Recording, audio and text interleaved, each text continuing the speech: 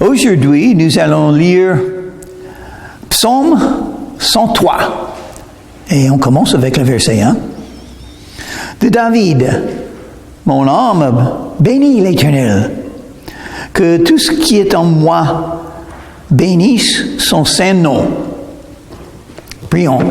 Seigneur, merci pour la Bible que tu nous as donnée, la vérité. Merci que ça parle de ton amour et ta grâce et ta miséricorde. Donne-nous la capacité de comprendre que tu touches les cœurs, que ton nom soit glorifié. Dans ton nom, je te prie, Jésus. Amen. David veut louer l'Éternel. Et il va nous dire pourquoi. Verset 2. Mon âme bénit l'Éternel et n'oublie aucun de ses bienfaits. Alors, il y a beaucoup de bienfaits de la part de Dieu pour tous les êtres humains et surtout les croyants. Et n'oublie pas, il faut faire attention à ce qu'on oublie. Il ne faut pas oublier les bienfaits du Seigneur, mais on peut oublier facilement. Nous sommes comme ça. Dieu nous bénit beaucoup, et notre jour vient, et on a des problèmes, et on oublie toutes les bénédictions. C'est pas bon ça. Ou on est très occupé avec la vie, avec les besoins de la vie, les responsabilités de la vie, les travaux, et on oublie. Il ne faut pas oublier ce que Dieu a fait. Il faut très bien connaître comment se rappeler ce qu'il faut se rappeler et comment oublier. Il y a des choses qu'il faut oublier, des péchés parce qu'ils sont pardonnés, les mauvaises choses parce que Dieu agit même avec les épreuves qu'il nous donne, les péchés des autres contre nous. Il faut pouvoir oublier certaines choses, mais il ne faut pas oublier les bienfaits de Dieu. Au verset 3, c'est lui qui pardonne toutes tes iniquités et qui guérit toutes tes maladies. Il me faut deux choses de Dieu, les choses spirituelles pour mon âme et les choses matérielles pour mon corps. Et Dieu pardonne toutes tes iniquités, pas quelques-uns, toutes. Le pardon des péchés. Quel bienfait de la part de Dieu, quelle bénédiction. D'être un grand pécheur, coupable, quelqu'un qui mérite la punition et le jugement, mais je ne reçois pas. Je reçois les bienfaits, la bonté de Dieu. Oh, c'est bien d'être pardonné des péchés. Chaque personne sur la terre est un pécheur. Chacun a péché. Romains chapitre 3 et le verset 23. Car tous ont péché et sont privés de la gloire de Dieu. C'est pourquoi il faut être sauvé. Nous sommes tous des pécheurs. Égalité, la grande égalité parmi les êtres humains. Nous sommes tous des pécheurs. Dieu nous aime tous. Jésus est mort pour tous. Jésus peut sauver et veut sauver tous. Égalité. Et si on est pardonné, c'est par le même moyen. On est venu à Jésus, on a invoqué son nom, et il nous a donné le pardon des péchés, gratuitement. Oh, il ne faut pas oublier qu'on est pardonné de toutes tes iniquités. Pas quelques-uns, toutes. Et grâce à Dieu. Grâce à Dieu. Et ça veut dire qu'on est purifié de toute iniquité. C'est la promesse de Pierre, 1 Jean, chapitre 1, le verset 9. Une promesse donnée à tous les croyants. Si nous confessons nos péchés, il est fidèle et juste pour nous pardonner et nous purifier de toute iniquité. Voilà la même chose. Si on est dans l'Ancien Testament ou dans le Nouveau Testament, la Bible a le même message. Dieu pardonne de toute iniquité. Oh, ça c'est une bénédiction, n'est-ce pas? Ça c'est une raison de louer Dieu tous les jours. Malgré les tribulations, les problèmes, les larmes, les difficultés, des rêves cassés, on peut toujours remercier le Seigneur pour le fait que nous avons le pardon. Et pourquoi nous avons le pardon du péché? Grâce à Jésus. Jésus a souffert en notre place. Jésus a été crucifié. Jésus a donné son sang sur la croix de Calvaire. Et grâce à ça, nous avons le pardon des péchés. Et qui guérit toutes les maladies. Il y a beaucoup de maladies dans le monde. Si vous êtes en bonne santé, c'est Jésus qui t'a donné la bonne santé. Il est le grand médecin, le plus grand de tous les médecins, parce qu'il peut tout faire. Les médecins humains, ils peuvent faire un peu de choses de temps en temps, et d'autres fois, ils ne peuvent pas. Mais Jésus peut tout guérir. Et si vous avez la santé, c'est parce qu'il lui a donné. Il t'a donné la santé pourquoi? Pour le servir. Ça veut dire qu'il a quelque chose pour vous à faire pour lui. Si vous êtes malade, vous avez une maladie, qu'est-ce que ça veut dire? Il faut prier et demander et voir ce que Jésus va faire. Un jour, on sera malade et on ne va pas être relevé de ça. On ne sera pas réveillé. On va mourir. Mais avant ça, Jésus nous donne la vie pour le servir parce qu'il a quelque chose pour nous à faire. Vous êtes vivant aujourd'hui avec un peu de santé. Vous êtes sorti du lit. Ça veut dire, c'est Dieu qui l'a fait. C'est lui qui vous guérit de toutes vos maladies. Et c'est lui qui décide le jour que vous serez malade encore. J'ai lu une fois, il y a 5000 maladies dans le monde. Et combien est-ce que j'ai? Rien du tout. J'ai la maladie de la vieillesse un petit peu. On va parler de ça dans ce chapitre aussi.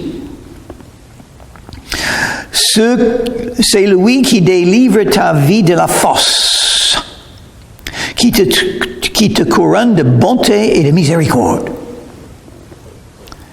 Il te délivre de la fosse. Il y a beaucoup de dangers dans la vie. La vie est courte et c'est dangereuse et ça se termine un jour. Alors pourquoi je suis toujours vivant? J'ai 75 ans et je suis toujours vivant sur la terre. Pourquoi? Parce que Dieu a décidé de me donner encore un peu de temps pour le servir. Et vous aussi. Il y a des gens plus moyens âgés que moi qui sont morts. Pourquoi je suis toujours vivant? Dieu me donne encore un peu de temps pour le servir grâce à lui. Grâce à lui. Il te couronne de bonté et de miséricorde. C'est-à-dire, il a beaucoup de bonté et miséricorde pour chaque croyant. Dieu est bon. Il fait ce qui est bien dans la vie des croyants. Tout ce que vous avez qui est bon, c'est Dieu qui va donner. Il aime faire la bonté. Dieu, il aime donner les dons aux êtres humains, s'occuper d'eux, parce qu'il est amour. Il nous aime, et si vous aimez quelqu'un, vous allez faire les choses pour eux. Vous allez donner et donner et donner. Et Dieu est comme ça, plus que tous les autres. Il nous donne la vie, il nous donne la vie éternelle, il nous donne le pardon des péchés, il nous donne quelque chose à manger aujourd'hui, un toit, un lit. Il fait beaucoup pour nous. Il nous donne des proches, des amis, des frères et des sœurs chrétiennes. Il nous donne une œuvre à faire pour lui. Il ouvre nos yeux afin que nous puissions voir les besoins spirituels autour de nous. Et il nous donne les promesses de la Bible. Il nous a donné la Bible, le meilleur de tous les livres, la parole de Dieu, la vérité. Il a fait tant de choses pour nous et il le fera encore. Vous pouvez regarder l'avenir, le reste de votre vie, qu'est-ce qui va vous arriver? Beaucoup de bonnes choses. Parce que Dieu vous couronne de bonté et de miséricorde. Encore il a dit, qu'est-ce qu'il me faut aujourd'hui pour survivre, pour continuer ma route, pour continuer à faire le tour de la ville? Qu'est-ce qu'il me faut? La miséricorde. La miséricorde. Parce que je ne mérite pas. Je ne mérite pas de faire quelque chose pour la gloire de Dieu. Je ne mérite pas ça. Mais il m'aide à le faire. Il m'appelle à le faire. Il me commande à le faire. Oh, quel bénéfice. L'appel et les dons de Dieu sont irrévocables. Oh, j'aime ça. J'aime ça. J'ai fait beaucoup d'erreurs. Facilement, Dieu, le Saint, le juge qui sait tout, qui voit tout, il peut dire, c'est assez. Lui, il a péché trop. Je vais ôter sa vie. Je vais ôter son œuvre. Mais non, Jésus a donné la promesse. J'aime beaucoup la promesse que Jésus a donnée. Matthieu chapitre... L'Évangile selon Jean, chapitre 15 et le verset 16, Jésus a dit, « Vous ne m'avez pas choisi, c'est moi qui vous ai choisi, et je vous ai établi, afin que vous alliez, et que vous portiez du fruit, et que votre fruit demeurera. Et tout ce que vous demandez le Père en mon nom, il vous le donnera. » Quelle promesse! Vous, je vous ai choisi. Qui est vous? Tous les croyants. Tous ceux qui sont nés de nouveau. Ce n'était pas seulement les apôtres. Ce n'était pas seulement les croyants du premier siècle. C'est tous les croyants de toutes les années, de tous les siècles. Et ça veut dire, moi aussi. Jésus va faire ça pour moi dans ma vie. Ah oui, il a promis. Et il garde toujours ses promesses. Moi, je ne mérite pas ça. Voilà. C'est pourquoi on bénit le Seigneur pour son miséricorde. Pour son miséricorde. Il me faut toujours la miséricorde de Dieu. Sans son miséricorde, moi je serais mort et en enfer. Mais j'ai son miséricorde tous les jours. Donc, je peux le suivre. Je peux espérer en lui. Je peux croire ses promesses. Et je peux continuer à lire la parole de Dieu et de l'enseigner. Quelle bénédiction, quelle miséricorde. C'est lui qui rassasie de bien ta vieillesse. Ça veut dire, il va me bénir toute ma vie. J'ai 75 ans, est-ce que j'ai déjà la vieillesse? Je ne sais pas. Mais un jour, j'aurai la vieillesse. Ça va m'arriver un jour. Et même quand je suis vieux, le Seigneur va me bénir. Une chose que j'aime beaucoup du christianisme, le vrai christianisme, on peut servir Dieu quand on est plus âgé aussi. Parce que la meilleure chose qu'on peut faire, c'est le croire. Avoir foi dans ses promesses et attendre le retour de Dieu, prier et voir les miracles qu'il fera. Moi, il me faut des miracles maintenant. J'ai des rêves, mais je ne peux pas les faire. Je ne peux pas les réaliser sans des miracles. Oh, c'est un bon endroit d'être là. Il me faut des miracles et Dieu peut tout faire. Donc, je vais voir peut-être l'année prochaine. Je vais voir ce que Dieu ferait. Parce qu'il a promis. Il exauce les prières. Et même dans ma vieillesse, peut-être que je ne peux pas faire beaucoup de choses maintenant, mais quand je suis plus âgé, quand je suis vieux, je ferai plus, peut-être. Moïse a commencé d'être le chef des peuples d'Israël quand il avait 80 ans. Et je n'ai pas encore 80 ans, donc peut-être j'ai encore 5 ans. Si je suis l'exemple de Moïse, je dois attendre encore 5 ans pour voir beaucoup de miracles, pour traverser la mer,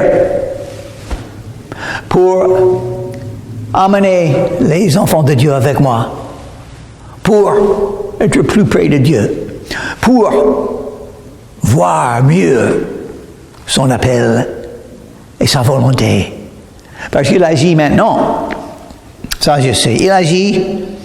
Il est saint, il est miséricordieux et il agit.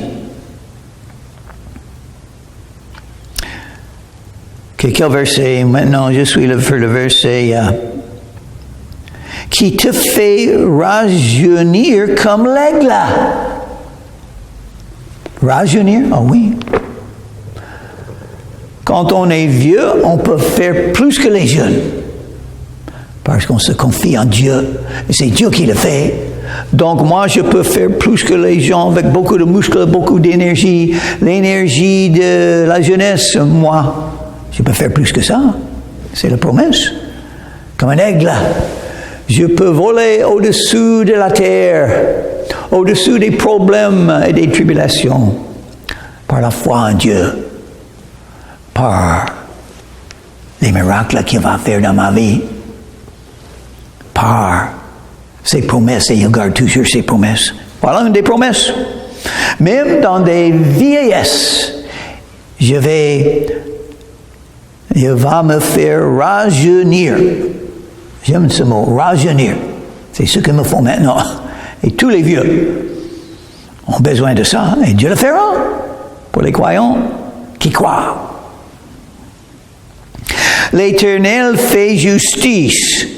Il fait droit à tous les opprimés. Ah, Dieu fait la bonté.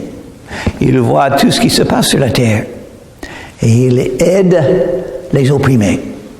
Opprimés par quoi? Opprimés par les péchés. Ah oui, ça c'est un problème. Un grand problème, c'est le péché. Mais il peut ôter les péchés. Et vous ne serez plus opprimés. Il ne faut pas être opprimé ni déprimé. Il faut être heureux. Vous pouvez être parfois en reconnaissant le pardon des péchés et ce que Jésus a fait pour vous. En voyant l'avenir, la bonté de Dieu sera toujours avec vous. Et puis un jour, vous allez entrer dans le paradis. Qu'est-ce qui est mieux que ça? Et même les tribulations que Dieu, les épreuves que Dieu laisse venir dans ma vie, il a ses raisons. Et à la fin de tout ça, on verra la main de Dieu et la gloire de Dieu. Romains chapitre 8 et le verset 28. Toutes choses concourent au bien de ceux qui aiment Dieu et de ceux qui sont les appelés selon son dessein. Donc il faut attendre. Quelque chose de mal arrive aujourd'hui. À la suite, peut-être plus tard aujourd'hui, peut-être demain, peut-être dans 10 ans. Mais enfin, ça marchera pour le bien. Parce que Dieu le fait comme ça. Il a manifesté ses voies à Moïse, ses œuvres aux enfants d'Israël. Et quel âge avait Moïse? 80. Voilà un grand exemple de la vieillesse. Dieu agit, Dieu bénit, Dieu fait son œuvre, même dans la vieillesse d'un croyant. Il l'a fait avec Moïse. Il l'a fait avec Abraham. Il l'a fait avec d'autres. Zacharie et sa femme, quand ils avaient un bébé qui s'appelait Jean-Baptiste. Il a manifesté ses voies à Moïse. Dieu peut se manifester quand il veut, comme il veut, à qui il veut. Cherchez et vous trouverez. Est-ce que vous voyez Jésus maintenant ici, là, avec nous? Dieu peut se manifester à vous. Et ce qu'il nous faut, regardez Jésus. Vous pouvez faire et vous pourrez tout faire. Je peux tout faire par le Christ qui me fortifie. Si je regarde Jésus et me confie en lui. Dieu peut se manifester. Il est éternel, il a beaucoup plus qu'on peut apprendre de Jésus.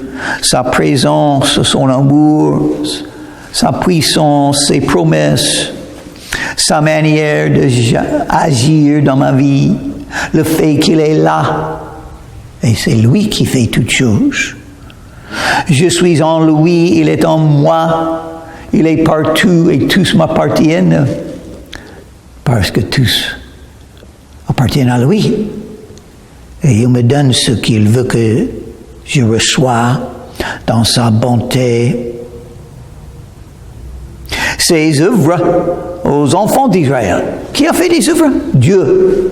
Dieu fait des œuvres.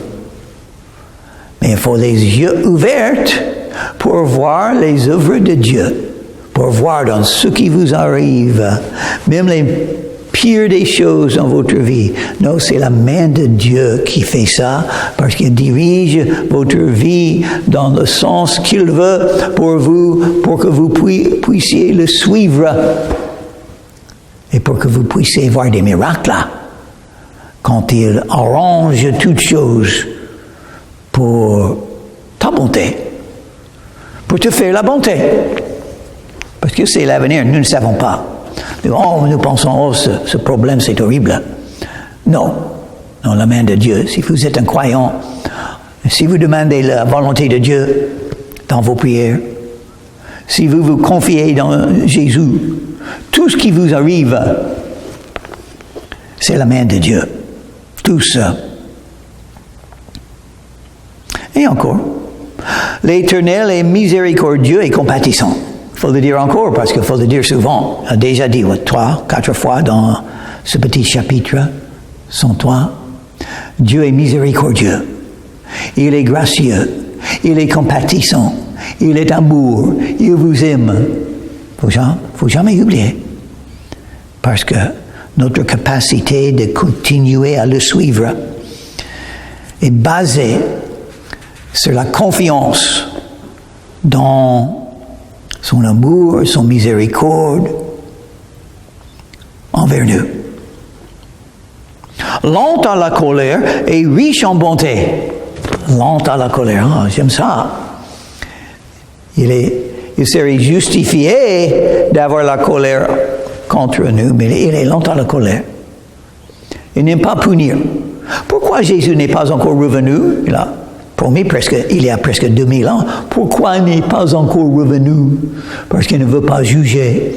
Il veut sauver. Il veut donner encore du temps aux non-croyants de se repentir et de se convertir à Jésus et de venir à Jésus et invoquer son nom et d'être sauvé, d'être pardonné, de gagner la vie éternelle gratuitement. Il y a des athées qui disent, pourquoi Dieu n'a pas fait arrêter toutes les mauvaises choses qui se passent sur la terre? Il est tout puissant, il peut arrêter les guerres, il peut arrêter les maladies. Oui, il peut, mais s'il fait ça, il sera obligé aussi à juger. Parce qu'à la fin de toute chose, c'est le jugement. Et donc, Dieu veut tout sauver. De Pierre, chapitre 3, vous allez le lire. Dieu veut tout sauver. Il ne veut que personne périsse. Donc les petites souffrances de cette vie sont rien en comparaison avec l'éternité dans le paradis. Et Dieu donne, et il veut donner le paradis à tous. Donc il n'est pas encore revenu. Mais il peut revenir aujourd'hui pour l'enlèvement de l'Église, suivi par les 7 ans de la tribulation, quand l'Antéchrist gagne le pouvoir. Et à la fin des 7 ans, Jésus reviendra dans la ville de Jérusalem. Il bâtira les armées de l'Antéchrist dans la guerre d'Armageddon. Et Jésus sera roi pendant 1000 ans, comme sur le trône de David, dans la ville de Jérusalem. Et Jésus sera là, parce que c'est promis dans la Bible. Et on le verra. On a déjà eu beaucoup de prophéties réalisées, accomplies, mais on verra d'autres aussi. Toutes les prophéties de l'avenir seront accomplies, donc ça c'est une raison pour étudier les prophéties dans la Bible, les prophéties qui ne sont pas encore réalisées, accomplies, Pourquoi je ne peux pas dire accompli? Les prophéties qui ne sont pas encore accomplies, elles vont être accomplies. Parce que Dieu ne mente pas. La parole est la vérité de Dieu. Et même, toutes les prophéties qui ont été déjà accomplies sont parmi les preuves de la véracité de la Bible. La Bible est vraie. Chaque mot est vrai. Dieu a donné la Bible, il a préservé la Bible. La Bible est vraiment la parole de Dieu. C'est pourquoi nous l'aimons. Nous lisons et nous croyons ce que la Bible dit. Lent à la colère et riche en bonté. Il ne conteste pas sans cesse. Il ne garde pas sa colère à toujours, heureusement. Il châtie un peu, mais il n'aime pas faire ça. Il préfère vous donner l'amour, le pardon. Et donc, il ne punit pas selon nos iniquités, il faut le dire. Oui, Dieu m'a châtié de temps en temps. Oui, il a un principe biblique. On va récolter ce qu'on a semé. On va moissonner ce qu'on a semé. Malheureusement, c'est un des principes. Donc, faire le bien, tout ce que vous pouvez.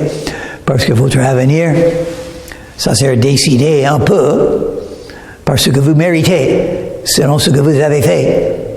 Et ça, c'est de Dieu. Mais heureusement, il ne fait pas tous comme ça, parce que on serait beaucoup puni. Si Jésus me donne tout ce que je mérite, je serais mort déjà, et en l'enfer. Donc je ne suis pas en l'enfer en ce moment. Je suis en épreuve. Dieu ne donne pas ce qu'on mérite. Dieu ne punit pas ce qu'on mérite, parce que je ne suis pas en l'enfer. Donc voilà, il est lent à la colère. Mais autant les cieux sont élevés au-dessus de la terre, autant la bonté est grande pour ceux qui le craignent. La bonté est grande, beaucoup de bonté à ceux qui le craignent. C'est-à-dire, il faut penser, Dieu est juge, il est saint, je suis un pécheur, et il est irrité par les péchés. Donc, je ne veux pas qu'il soit irrité avec moi, parce qu'il est tout puissant, il peut me faire beaucoup de mal s'il veut, s'il choisit, s'il me juge. Mais non, si je le craigne, c'est tout. Il faut simplement croire. Dieu peut me punir, donc je dois faire attention. J'ai besoin de pardon, une attitude comme ça. J'ai besoin de dire, pardonne-moi Jésus encore une fois. Et si j'ai une attitude comme ça, parce que je ne veux pas être puni, il y a une raison. Et je veux toujours marcher avec toi. Je ne peux pas le faire sans ton miséricorde, sans ton pardon aujourd'hui encore une fois. C'est même dit dans notre Père. Pardonne-moi mes péchés. Pardonne-nous nos péchés, nos transgressions. Autant l'Orient est éloigné de l'Occident, autant il éloigne de nous nos transgressions. En voilà. Ça, c'est pourquoi il n'est pas puni quand on est pardonné. Les péchés ne sont plus là. Ils sont éloignés de nous. Quand Dieu nous regarde, si vous êtes pardonné, quand Dieu vous regarde, il ne voit pas vos péchés. Étonnant que Dieu a établi quelque chose comme ça. Dieu oublie. Il oublie vos péchés dans un sens, dans le sens du jugement, dans le sens de punition que vous méritez. Dieu ne voit pas vos péchés, ils sont éloignés de vous. Et le mot pardon veut dire ça. Éloigné, séparé.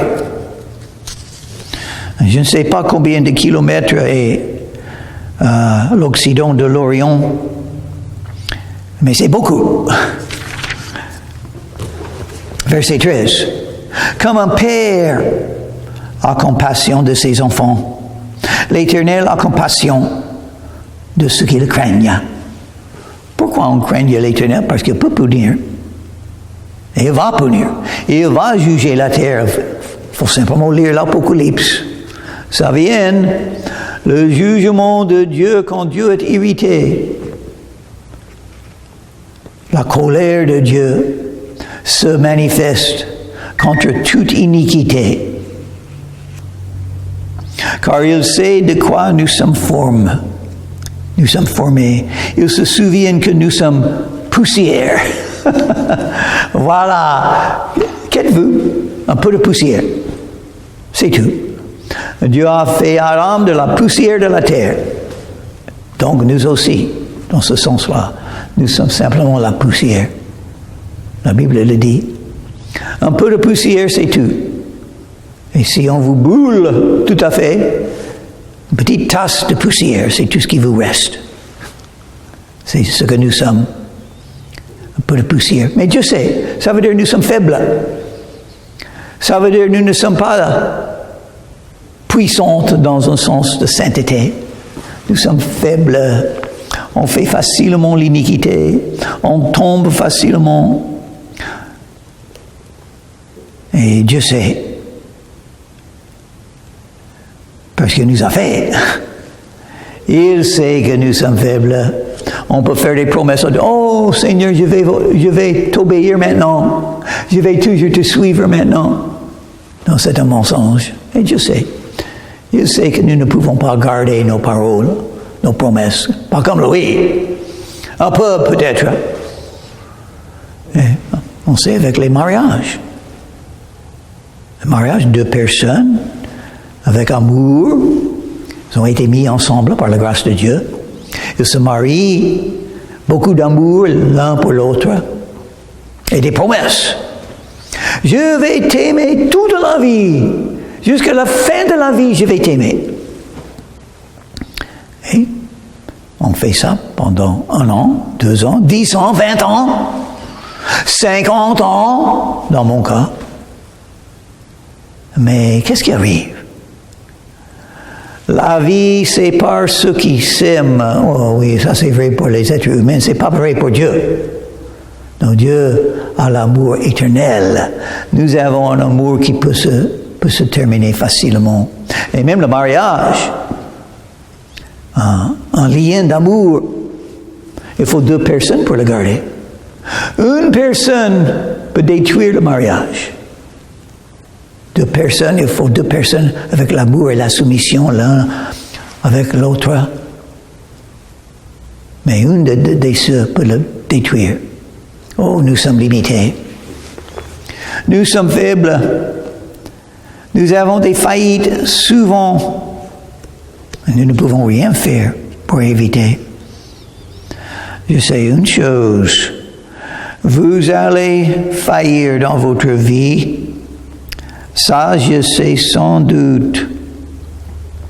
Mais, verset 17, je vais lire verset 17 pour m'arrêter. La bonté de l'Éternel durera jamais pour ceux qui le craignent. Durera jamais.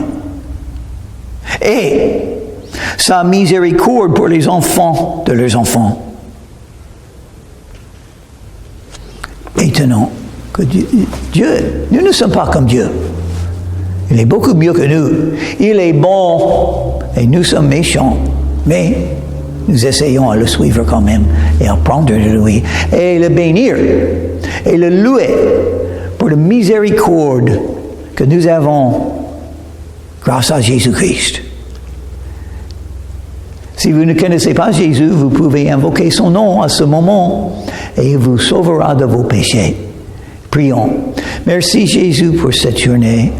Que ta volonté soit faite, que ton nom soit glorifié. En ton nom, je te prie, Jésus. Amen.